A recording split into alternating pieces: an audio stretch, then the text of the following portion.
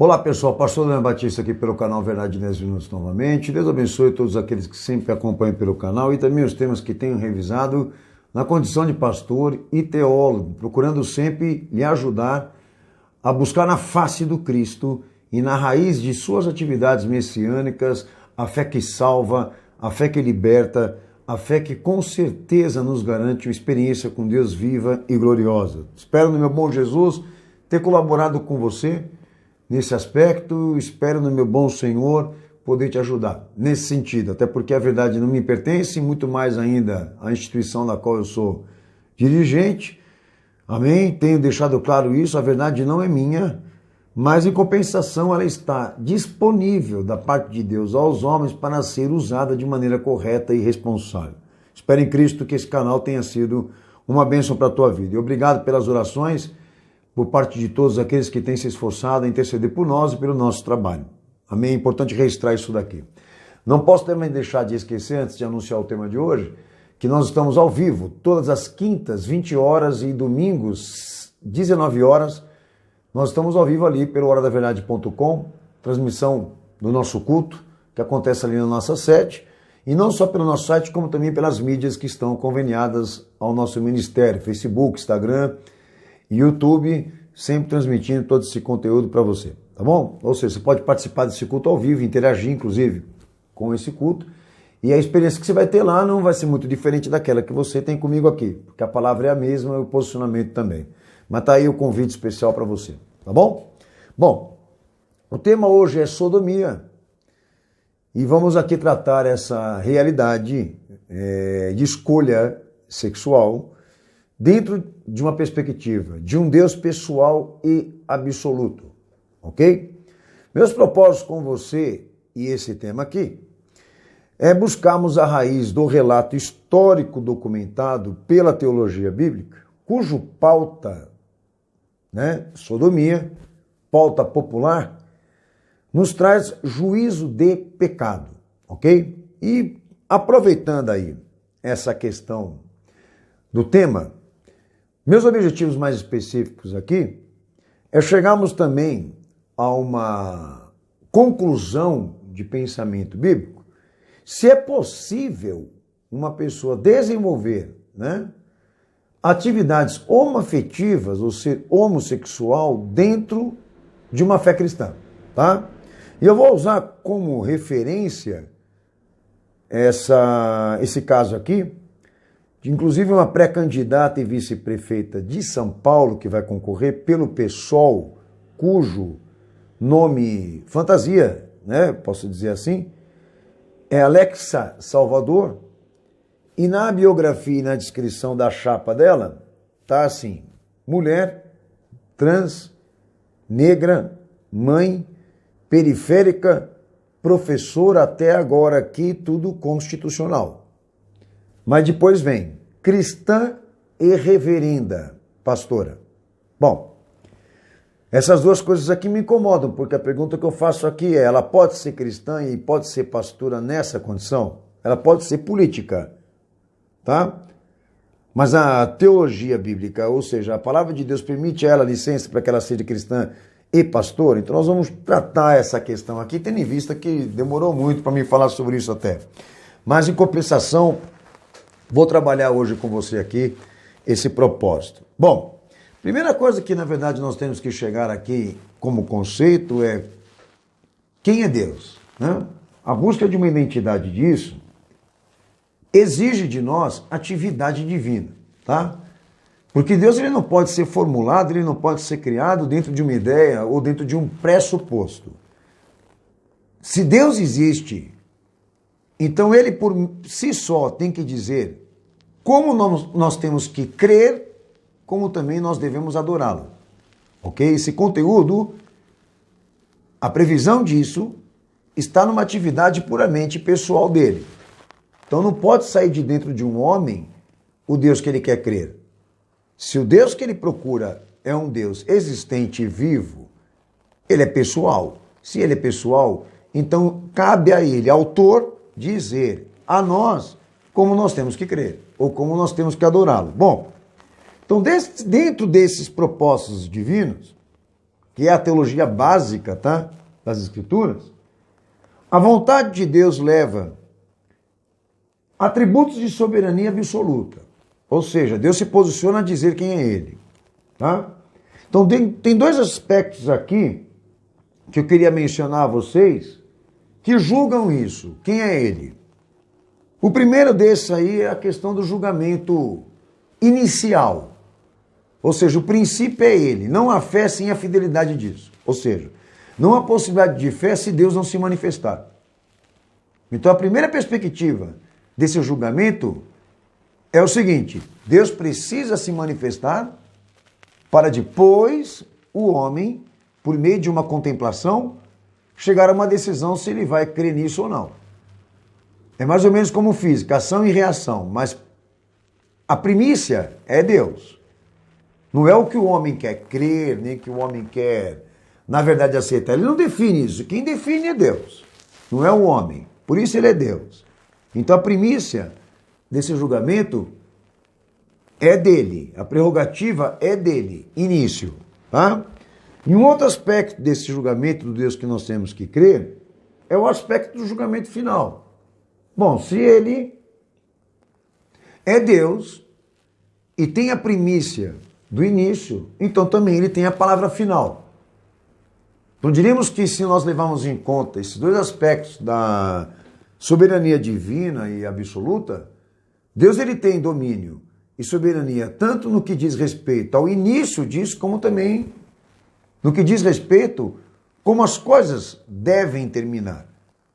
E isso quer dizer que então Deus pré-ordena e pré-escreve a fé que nós temos que crer, seja de início ou seja também no final. Ou seja, ele pré-ordena e pré-escreve o conhecimento que nós temos que ter e como as coisas, na verdade, precisam proceder de início até o fim. Bom, essa autorrevelação que o pastor estou falando aqui, que está em toda a Bíblia Sagrada, eu vou dar textos aqui, fica tranquilo.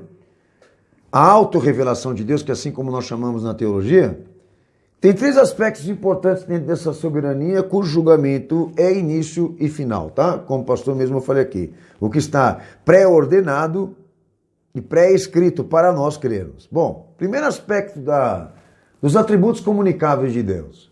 Ele é livre. Ou seja, não está debaixo de nenhuma influência, a não ser ele mesmo. Nada pode influenciá-lo, até os aspectos mais sentimentais e profundos de alguma ocorrência. Ele não vai deixar de ser ele por se sentir tocado. Ok? Coisa que o homem se deixa levar, Deus não.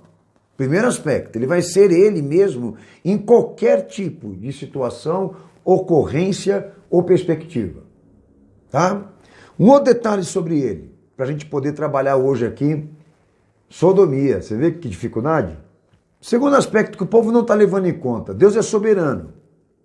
Que quer dizer que ele possui poder suficiente para levar à frente os seus propósitos, para executar os seus propósitos. Propósitos esses que ele anunciou. Então diríamos que se Deus ele se comprometeu e sem isso não tem fé. Se Deus se comprometeu em ser fiel a cumprir um propósito, esse propósito que ele iniciou, ele vai consumar. Por isso que a escatologia no Evangelho é um dever, não é uma opção. Porque toda ação ou atividade dele em favor do homem, se houve ou existe um início para isso, vai haver uma consumação. Então a consumação ela acompanha todos os aspectos dos anunciamentos do Cristo. É uma coisa que você, na verdade, já escuta de Jesus. O motivo dele vir, né, e como as coisas vão terminar.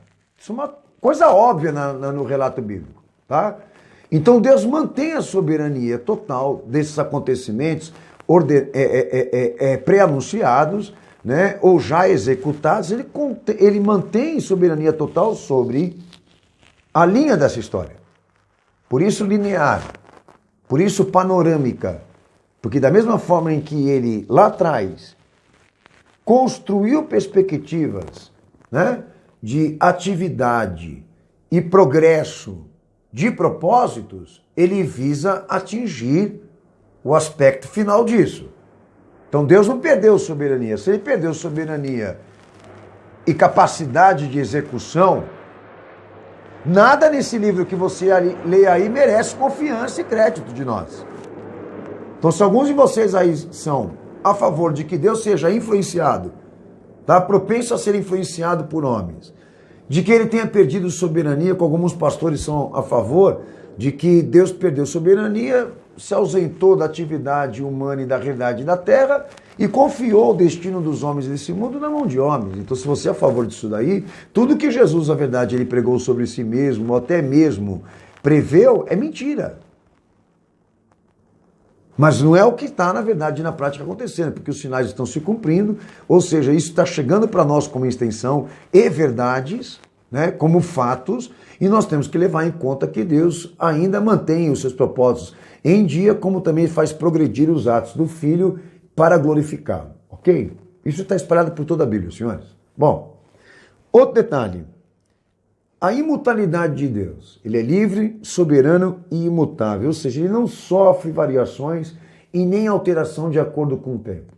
Se lá atrás ele gerou um padrão do que ele ama, do que ele abomina, do que ele gosta, do que ele odeia, esse padrão sempre irá permanecer, porque ele não muda, ele não varia.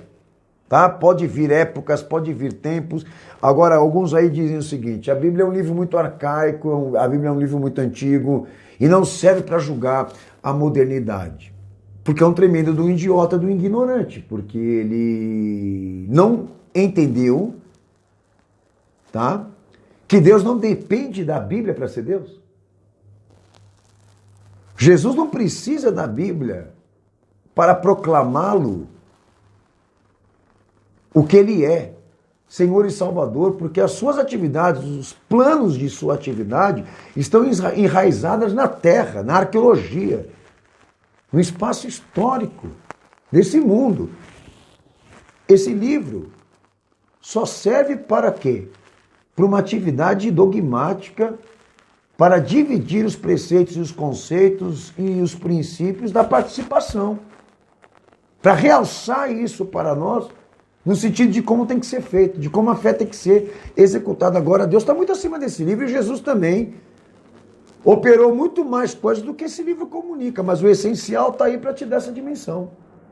O que eu quero, então, frisar com vocês é que a imutabilidade de Deus, ela não está subjugada por relatos, tá? E muito mais ainda escrava de conceitos ou de tempos.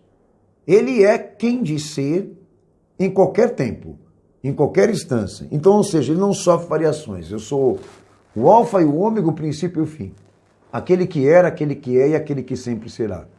E o próprio Filho de Deus já deixou isso registrado aqui nesse mundo, o que, na verdade, Deus revela ser.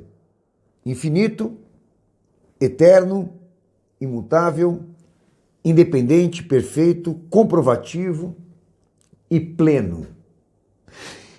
Êxodo 3,14, João 6,35, João 8,12, João 10,17, João 11,25, João 14,16, Apocalipse 1,18, Isaías 55,11, Romanos 9, versos 16 ao 21, Gálatas 6, versos 7 ao 8, Atos 17:31, 2 Tessalonicenses 2:12, Isaías 4, versículo 8, Mateus 5:18, Mateus 24:45, 1 Pedro 1:25, Apocalipse 1:8, Efésios 3:16 ao 21, Mateus 24:35, passará o céu e a terra, mas a minha palavra não passará. Ou seja, para definirmos aqui esse primeiro ponto, todo conhecimento de Deus se apoia na revelação de suas atividades, conhecido por meio do que se faz. O seu caráter, a sua vontade e a sua pessoa são atributos comunicáveis da parte dele, que revelam qualidades que possam ser transmitidas para nós. Ou seja, tudo aquilo que temos que crer está pré-ordenado e pré-escrito por meio dele, dentro de uma atividade livre, soberana e imutável. Então, com certeza, aqui até agora, deixa claro uma coisa, olha, você não pode ter esta concessão, tá? De querer controlar conhecimento teológico. Você não pode, de forma nenhuma, querer construir, arquitetar o Deus que, na verdade, você acredita ou quer crer. Porque qualquer coisa da qual surja da sua ideia, ou da sua perspectiva, ou de sua expectativa, qualquer coisa teológica, é falsificação e não vai ter efeito. Tá? Então a ordem é essa. Primeiro Deus se manifesta, depois o homem crê. Não há fé sem fidelidade. Não há fé sem conhecimento.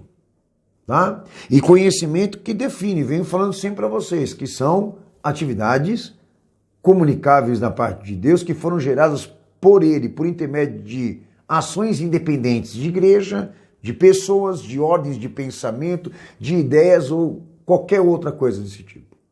Tá? Por isso são sagradas, por isso são importantes, porque foram extraídas, tá?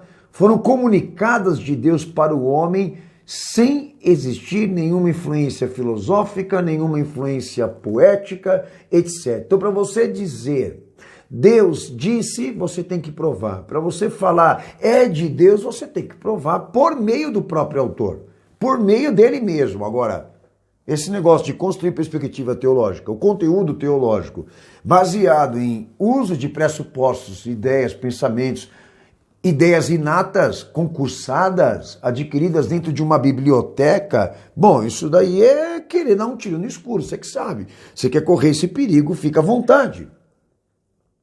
O conteúdo que salva, a fé que salva, é proporcionada de Deus ao homem. Se isso não aconteceu, senhores, nós não temos nenhuma garantia de que aquilo que cremos realmente vai ter efeito. Guarda esse primeiro ponto aí para mim poder fundamentar com você sodomia, porque eu estou preparando o raciocínio. É importante isso daqui, porque amanhã, quando eu... Aliás, aqui agora, quando eu chegar e disser, olha, a homossexualidade não é aceita por Deus. Eu tenho que ter uma base de argumento para isso. Qual é a base de argumento que eu tenho para isso? É muito simples. Quando você vai na concepção do homem, ou como Deus o formou e Deus o criou, já está lá a vontade decretiva de como ele quer que as coisas sejam. Então você já começa a fazer teologia. Aquilo que Deus decretou, aquilo que Deus falou, que eu vou falar um pouquinho para frente aqui, está muito em evidência, muito claro. Como ele quer que seja. Esse protótipo, essa obra é inalterável. Como tudo que Deus faz e decreta é inalterável. Isso foi no princípio, isso foi no início, e como tudo também que se cumpriu em Jesus. Então eu não sei de onde entram essas ideias de que eu posso, né, gerar uma perspectiva de obra ou de conceito para Deus que ele não tenha aprovado, que ele não tenha confirmado por meio de um ato próprio ou por meio de uma atividade sua pessoal. Isso é uma coisa inconcebível na teologia. Só cabe a ele, o autor, dizer se pode ou não. Bem, segundo detalhe que eu quero apresentar para vocês aqui. Quando entra a questão da providência e da soberania divina, providência no seguinte, do que Deus, na verdade, providenciou ao homem, tá? Providência, e Jesus é uma providência de redenção, ok? E soberania no sentido de como este propósito, essa providência deve ser administrada. Por isso, cabe princípios, ok? Então, providência e soberania, tá? Se alinham, estão conjugadas e são inseparáveis em tudo o que você discute na Bíblia, tá? O que Deus providencia, ele providencia ao homem com princípios administrativos de participação, de conclusão, etc, etc, porque há regras de conduta. Bem, e a providência, a soberania divina, quando se alinha à responsabilidade humana, não é diferente. Um exemplo disso, dentro dessa perspectiva, tá, de vivermos a dispensação da graça de Deus, exemplo, que se concluiu e se cumpriu em Cristo, por isso cristã, todas as experiências que Jesus ele certificou ao homem de que ele possa alcançar pela fé, todas as experiências ou essas perspectivas, elas trazem 3 colunas importantes do que eu estou falando aqui. Serão puras, reais e absolutas. A perspectiva pura quer dizer o seguinte, olha, não é pela lógica e nem pelo raciocínio. É como ele quer. Que quer dizer o seguinte, Jesus ele pregou o evangelho não para que esse evangelho tenha sentido para você ou para a humanidade. Ele pregou um evangelho que tem sentido para ele. Ele sabe o que é importante. Não cabe a mim julgar o que é importante, nem você também. Por isso, puro. Tá? Então tem que ter mais sentido para ele do que para nós. Para nós só cabe o quê? A contemplação disso que ele está falando e a resposta. Se você confiar, você toma. Se você não crê, você não toma. Como base de vida. Tudo que Jesus fala tem uma perspectiva pura. Não pode, de maneira nenhuma, existir, né, essa possibilidade de Jesus sentar uma mesa e discutir essas propriedades de como elas devem, na verdade, serem divididas, ou reformadas, ou modificadas, para que você aceite. Jesus não sentou na mesa com ninguém para negociar a fé, senhores. Então essa é a realidade. Não tem que caber na sua cabeça mesmo. Não deve ser prazeroso 100% para você. Esse é o sentido. Ele sabe mais do que você, mais do que a mim, mais do que todos, o que é melhor, o que é certo. E nós temos que apostar e confiar e responder debaixo dessa contemplação, porque ele veio aqui e não foi para passear. Foi para revelar esse conteúdo de fé de uma maneira mais personificada e intensiva, porque Jesus é isso. Dentro da realidade soberana e absoluta, Deus é isso da parte de Deus, certo? Bom, outra perspectiva. Administrando agora providência, sabedoria e responsabilidade humana, né? Providência divina, sabedoria divina e responsabilidade humana. A perspectiva real e absoluta. Quando Jesus vem para o homem, ele é puro, real e absoluto. Real e absoluto, o que quer dizer isso, pastor? Jamais ele vai ser parcial. Jamais ele vai ser parcial. Ele sempre será completo naquilo que ele determina que é importante o homem cumprir para se salvar. E quer dizer que uma das coisas que mais Jesus deixou claro sobre Deus e sobre salvação, que Deus não aceita ser orientado por ninguém. Deus não aceita ser orientado por ninguém. Ou seja, Deus não precisa, não necessita do homem para ser ele e muito mais do homem para chegar a uma decisão concreta de como as coisas na verdade devem ser. Então Deus ele não vai sentar numa mesa para você discutir com ele o que pode, o que não pode, o que você aceita, o que você não aceita, e muito mais ainda permitirá ser aconselhado. Só faltava essa agora, a igreja aconselhando Jesus como tem que amar, aconselhando Jesus como tem que receber o pecador, aconselhando Jesus se ele tem que ou não aceitar o homossexual, se ele tem que concordar ou não com a sua opção sexual. Porque tudo está pré-ordenado e pré-estabelecido. Ao homem só cabe a contemplação e a resposta. Quem crê será salvo, quem não crê será condenado. Tudo na perspectiva do Evangelho, das Escrituras, só cabe um Deus pessoal e absoluto. O fato de Deus ter me amado como filho para me salvar não quer dizer que ele vai me aceitar do jeito que eu sou. Faça essa pergunta, o senhor aceita do jeito que eu sou? Ele vai olhar em você e vai identificar e discriminar muitas coisas que ele não concorda. E que você vai ter que mudar. E que você vai precisar realmente se converter.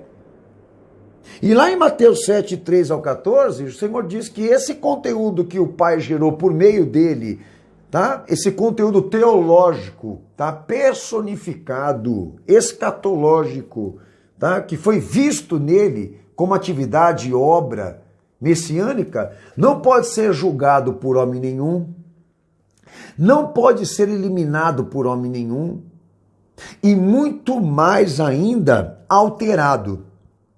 A porta larga e o caminho largo conduz à perdição, ou seja, ele já previa que homens viessem depois dele para tentar tornar o evangelho uma coisa politicamente correta, que viriam homens trabalhando o evangelho dele com perspectivas filosóficas, tá? E ele já deixou claro de antemão que todas essas alterações e essas mudanças, todas elas não têm garantia, vão condenar, vão enviar almas para o inferno. Então não quer dizer que Deus me deu um filho, que eu vou começar a acreditar agora que ele me aceita, que ele concorda com tudo aquilo que eu faço de errado, que o amor de Deus chegou a mim sem princípios administrativos, processuais, cognitivos, ok? Dessa questão. Essa é a base que eu tenho para dizer a vocês do que, na verdade, um homem precisa para crer em Deus ou ter Deus na sua vida.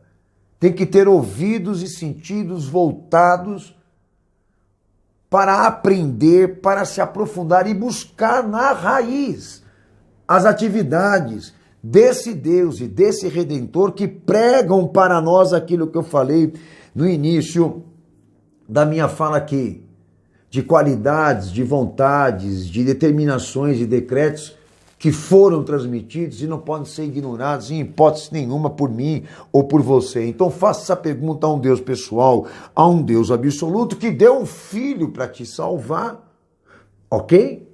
Se ele te aceita como você é. E se o conteúdo que ele gerou em si mesmo vai poder ser negociado, vai poder ser alterado, vai poder ser modificado exatamente para atingir a perspectiva de sua satisfação, de sua realização, ou seja, se o amor de Deus é cego. Pergunta para ele. Teu amor é cego? Bom, daí então quando a gente fala de qualquer coisa, a nível de uso e costume ou padrões, tendo em vista que o padrão foi estabelecido e é inalterável, o que eu falei até agora aqui, sodomia ou sodomita, que é o nome mais característico e bíblico para identificar o que nós vamos falar aqui sobre homoafetividade, homossexualidade, a Bíblia fala o seguinte. Primeiro aspecto, bom, que eu já antecipei a vocês. Onde está a ação decretiva de Deus? Um exemplo disso, do quanto ele é soberano e absoluto, pastor. Natureza humana, sua concepção. O homem foi criado segundo a imagem e a semelhança de Deus. Com estrutura física, intelectual, espiritual, moral, sentimental, foram claramente definidas por ele e por sua soberania. O homem é uma entidade divina, quer dizer o seguinte, o homem é uma criatura de Deus, é uma concepção inalterável. Deus fez o homem e fez a mulher, a metade disso não existe. Você pode até transformar, mas não pode ser concebido assim. O cromossomos vai te pregar a tríade desse Deus. Vai pregar a você uma coisa, ele quer que seja assim. E o meio termo não nasce assim. Para alguns que são da opinião de que se nasce homossexual, biblicamente você não fundamenta isso. Porque Deus jamais poderia se contrapor ao que ele mesmo estabeleceu. Ele nunca poderia ir contra o que ele mesmo decretou. Não tem sentido. Ele dar um corpo para uma pessoa, tá? Dar um corpo com um espírito e uma alma diferente, vamos se dizer assim, né? Ok? Não tem como ele confiar um corpo masculino para um cara que, na verdade, vai ser ou quer ser mulher. Então Deus se contradiz. É isso que eu estou querendo dizer aí. Que psicologicamente, sentimentalmente, essa pessoa nasceu mulher num corpo errado, caramba. Então que história que é essa aqui? Teologicamente não se fundamenta. Na psiquiatria, na ciência, etc., aí você vai cair em ideias inatas. Daí eu já posso dizer a você que eles pensam diferente, mas teologicamente querer consagrar a Deus um homossexual, jamais. Porque isso vai contra a concepção de como Deus o chamou à existência. E Deus o chamou à existência completa, o corpo, alma e espírito. Agora só me faltava essa, Deus dar um corpo errado para aquele que foi concebido. Deus não vai fazer isso. É o primeiro detalhe. quando a gente começa a tratar sobre homoafetividade, pederastia, transexualidade, identidade sem gênero. Porque são perspectivas aqui de responsabilidade humana. Agora a gente vai entrar numa questão de opção humana, entendeu? Mas que prega a deformidade. Responsabilidade humana é o seguinte: todo homem decide o que ele quer ser. Mesmo que Deus tenha chamado ele à existência assim, ele escolhe o futuro que ele quer para ele, ele escolhe o caminho que ele quer para ele, porque Deus deu livre-arbítrio para todos os homens ser o que eles quiserem ser, por isso a responsabilidade e a consequência. Mas nós não podemos confundir a responsabilidade humana disso com a soberania e a providência de Deus. Isso tem que ser conciliado de maneira honesta. Porque a soberania e a providência de Deus, no que diz respeito à concepção da vida e do homem, aí a gente vai entrar no que eu falei já. Ela prega uma raiz diferente. Deus quer que ele seja assim. Agora, se ele não concordou e ele vai alterar isso, aí é um direito dele. Até constitucional. Você pode ser o que você quiser ser na lei dos homens. Só que você não pode pegar uma deformidade e consagrar para ele, como querem dizer assim, que eu vou ser um homossexual e Deus vai me abençoar. Você tem que provar. Eu vou ser um homossexual cristão. Você tem que provar, pô. Porque há uma providência, uma soberania divina nisso. De deixar claro a você o que você tem que ser na opinião própria dele. Então, o que você pensa, o que você quer, o que você acha, na teologia não presta, como também. A minha opinião também não vale nada. Mas o que ele quer. É daí que vem a fé. Então a concepção prega a soberania e a providência de Deus, ou seja, como ele chamou o homem à existência, e há qualquer tipo de alteração do que ele, na verdade, definiu, isso já é deformidade, já é transgressão. Isso poderia ser suficiente para convencer todo mundo, você não concorda? Você vai ter que cortar o negócio para virar uma mulher num corpo de um homem, você vai ter que fazer cirurgias de todos os tipos para poder exatamente ser aquilo que você sonha ser, por decisão própria. Mas vai ter que alterar exatamente o quê? Aquilo que Deus definiu. Então, como pode a obra criada contestar o Criador porque ele nasceu assim? Que até dá uma expressão que Paulo usa, né? Como pode a criatura dizer para o Criador, por que você me fez assim? Essa é a deformidade. Mas cabe ao homem a responsabilidade. E há consequências. Mas o homem pode decidir o caminho que ele quiser, pô. E até aqui eu sou a favor de que ninguém interfira no direito de ninguém. Ninguém tem que se meter na vida de ninguém. Sua opinião sobre aquela pessoa lá não salva, como também não condena. Ela vai pagar com Deus, vai responder a ele, tá? O que eu quero dizer é o seguinte, que se eu posso muito bem conviver dentro de uma sociedade homoafetiva, porque a visão que eu tenho é jurídica. Cada um seja o que quer ser. Só que, na verdade, na condição de cristão e pastor, aonde eu estiver, quando consultado, o cara vai me ouvir. E dentro da minha igreja, ele também vai escutar.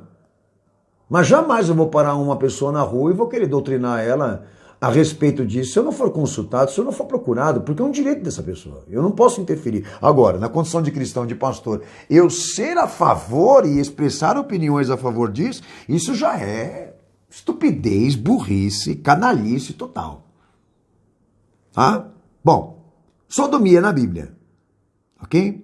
Vício cultual do sexo anal, que cabe, como vocês podem perceber, não só a homoafetividade, como também a heterossexualidade. Tá? Sodomia na Bíblia é sinônimo de pecado deliberado. Orgulho, complacência próspera, abominação, influência desmoralizante. Tá? Sodomia na Bíblia também quer dizer que o julgamento foi e sempre será por Deus lembrado, e muitas vezes foi lembrado, e Cristo ratificou o que Deus fez com Sodoma e Gomorra. Sempre vai ser lembrado o que ele fez com Sodoma e Gomorra. A Bíblia me prega isso, tá? e lembrado como? Como padrão de juízo divino. Usado como critério de exemplo de coisas que Deus, na verdade, quer destruir com justiça e ação. Nas palavras do próprio Cristo, Deus usa Sodoma e Gomorra como exemplo e padrão de execução de juízo por causa do seu pecado e pecado deliberado. Vamos lá? Deuteronômio 29, versículo 23, Isaías 1, 9, Jeremias 49, 18, Lamentações 4:6, Amós 4:11, Lucas 17:29, 2 Pedro 2:6, Isaías 3:9, Judas 7, Mateus 10:15, Romanos 9:29, Apocalipse 11:8. E até lá em Romanos 1:27, Paulo fala daqueles que deixaram o uso natural, né, do seu corpo para homem com homem, mulher com mulher, cometendo torpeza, desonrando seus corpos, e receberão a penalidade pelo o seu erro, tá? Então a Bíblia doutrina, a palavra de Deus doutrina, desde sua concepção, lembra? O quanto essa deformidade, ela contraria, tá? Contraria a visão, a perspectiva de uma redenção. Que o Evangelho, ele abre um precedente para que a humanidade se reconcilie com Deus por meio de perdão, arrependimento, conversão e regeneração, que são consequências da fé em Cristo. Então não há proposta concebida por um homem de ser participante da redenção de Cristo, querendo permanecer numa homoafetividade, pederastia. Ok? Ele não quer mudar, ele não quer se transformar, ele não quer se adaptar, ele não quer se disciplinar. Então, para que evangelho para ele? Se não há ressurreição, não há redenção. Se não há regeneração, não há redenção. Se não há regeneração, não há fé. Se o pecado continua, como lá em 1 João 3, João fala, se o pecado ainda se mantém na nossa vida, nós estamos pregando que Cristo nos resgatou. Se o pecado ainda está em mim, eu nego que Cristo me resgatou. Ou o poder disso. Então tudo nas Escrituras deixa claro que não há possibilidade de se construir essa demanda de homoafetividade cristã no evangelho que Jesus pregou. Por isso que Jean Williams, ele propunha mudar a Bíblia e tirar alguns textos que discriminam a escolha e a opção homoafetiva. Até ele propôs mexer com as Escrituras, não conseguiu isso, de tanto que isso lhe afeta. Agora, pior é isso daqui, que grande parte da esquerda evangélica, obviamente porque são marxistas cristãos, aderiram ao conceito, como Ricardo Gondim aqui, que diz o seguinte, que nem toda relação homossexual é promíscua, porque ele defende o casamento gay por duas questões, pela questão da afetividade, tá? Porque se amam, e pela questão jurídica, que diz ele, relacionamento juridicamente estável não pode ser visto como imoralidade ou promiscuidade. São duas pessoas que se amam e estão casadas e devem ser aceitas pela igreja. Caramba, para o mundo que eu quero descer, filho. Entendeu? Para o mundo que eu quero descer, porque com base no que esse cara fala? Qual o argumento dele, pô? Ah, ele está pregando o amor de Deus. Não é o amor de Deus, não, ele está pregando o evangelho. Isso não é evangelho, senhores. Isso é uma ideia dele, que tende a me até despertar curiosidade de que ele também não seja um. Porque essa solidariedade com o gaysismo cristão, por parte desses pastores aí, me dá muita curiosidade de saber de onde vem tanta solidariedade, porque não tem como fundamentar uma Sodoma e Gomorra para Cristo. Até porque o uso da discriminação do que foi essa civilização do que ela era feita, dos homens que estavam lá, até o uso de discriminação. Deus é a favor, e as escrituras também, de que seja identificado aqueles que são dotados da mesma qualidade ou da mesma característica, né? Moral e espiritual. Caramba, de onde tira esse negócio aí? Então, voltando lá para o caso da pré-candidata do PSOL, da vice-prefeita, ela pode ser conforme ela quiser ser. Em qualquer lugar ela pode ser o que ela quiser ser. A Alexa Salvador, né? É um direito dela, caramba. Mas colocar na biografia dela que ela é pastora e que ela é cristã, sinceramente, ela não tem esse direito. Ela não tem esse direito, é uso de prerrogativa. Entendeu? A autoridade disso daí compete à Bíblia, não ela. Ela, para se dizer cristã, ela tem que ser adequada. Ela, para se dizer pastor, até porque nem pastor existe na Escritura, tá? Ela tem que ter uso legítimo desse direito. Ela não pode se autotitular cristã nunca na vida dela. Tanto que ela nem poderia me processar por estar falando isso, porque para me processar ela tem que provar na Bíblia Sagrada que ela está certa. Que ela pode ser uma transexual cristã e pastor. Não pode ser. Não pode, porque quem julga isso é a Bíblia. São as atividades pessoais e absolutas desse Deus. E já não vou voltar tudo atrás, que eu já falei aqui. Então eu vou dizer aos senhores uma coisa. Para mim já seria extravagante, né, a descoberta disso, de que existe uma célula de fé estruturada por homossexuais que acreditam que podem ser cristãos por essa opção e por essa escolha sexual. Tá? O uso do canal excretor, ok? Que eles têm a liberação divina e podem construir família e podem construir uma família cristã com tudo isso. Já seria totalmente assustador para mim. Uma aberração. Agora, saber que o protestantismo, saber que o movimento evangélico, sei lá como é que eu posso chamar o Ricardo Gondim, inclusive, né? Nem evangélico ele diz que ele é, então eu não sei o que ele é, ok? Mas fala que é pastor, tá? Para mim isso aqui não desce. Até olho ainda com olhar de esperança de que alguém nesse meio se converta. Mas esses caras aqui, ó, ele, Ed Renekiewicz, todos esses esquerdopatas do movimento, né? Filosófico, teológico, todos eles aí, que estão construindo uma igreja cheia disso. Não desce, pô. Porque eles se julgam caras inteligentes, eles se julgam caras competentes, racionais. Então de onde vem isso daí? Né? Então de onde vem esses neurônios, de onde vem essa capacidade intelectual deles aí? Então são muito perversos, são muito malditos. Para querer chegar a esse ponto de defender um casamento gay por questão afetiva e jurídica, sério mesmo, cara, você ultrapassou. Entendeu? Ultrapassou os feitos malignos na terra, é pior que o diabo, e assim como consideram esses indivíduos, que infelizmente pregam por si só, que Jesus está voltando e está muito próximo esse dia. Então quero fechar aqui hoje esse tema com a seguinte questão.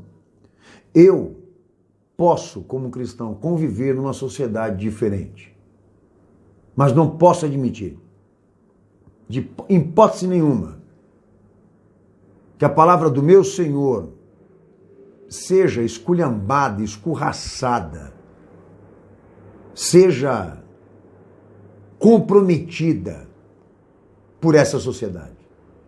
Porque o que depender de mim, com certeza isso não vai acontecer livremente.